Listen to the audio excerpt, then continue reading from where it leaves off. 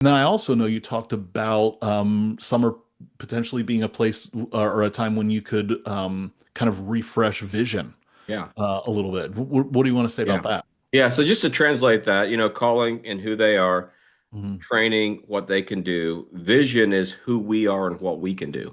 Yeah, And together. so, Got it. versus a personal investment in the person, now we think about how about us as a team in Hmm. regard to, is there some clarity that we need to have about who we are? Four big questions: what we do, why we do it, how we do it, when we're successful, or where we're headed in the future.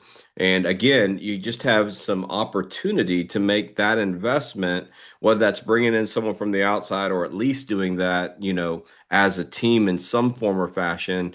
One of the things that we battle for at Clarity House is we say it's not hard for a leader to have clarity. It's hard for a team to have shared clarity around these Mm. these big questions.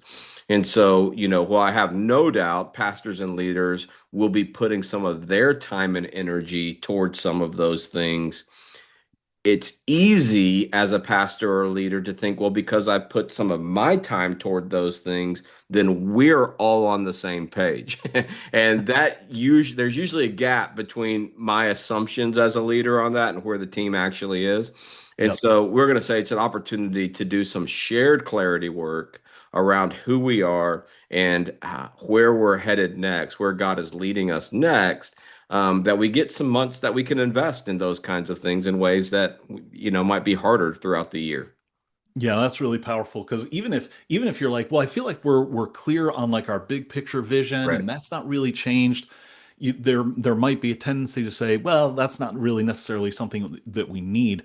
Whereas what you might need to do is simply I'll say gather the troops and say we're still heading this direction. Right. We're still doing that. Now let's talk about what does that look like in this next year? What does that look like then in this next 90 days? Or the kind of break it up into quarters and say what are we looking at? That all of that is a part of vision, Yeah. the way we think about it. And especially for teams that, have been caught in building campaigns throughout the year, Yeah. what we see is oftentimes the building becomes the vision or the campaign becomes the vision. Yeah. And immediately you're having to answer the question next fall, what's next? Hmm. And if, I don't know about your experience, Steve, on kind of the giving campaigns, you get the pledges, but once people start seeing the building go up, Hmm. then it's like the vision is done. So why do I need to keep giving, right? Yes. And Hmm. so, what's the vision beyond the building? What's the vision beyond the campaign? What's the vision Yeah. beyond the 1 year kind of thing that we were leading to?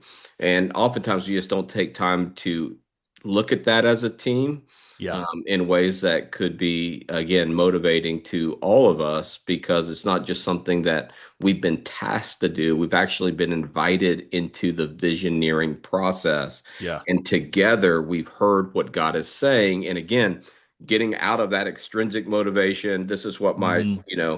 job description tells me to do versus no, this is what God is saying to us and where he is leading us next.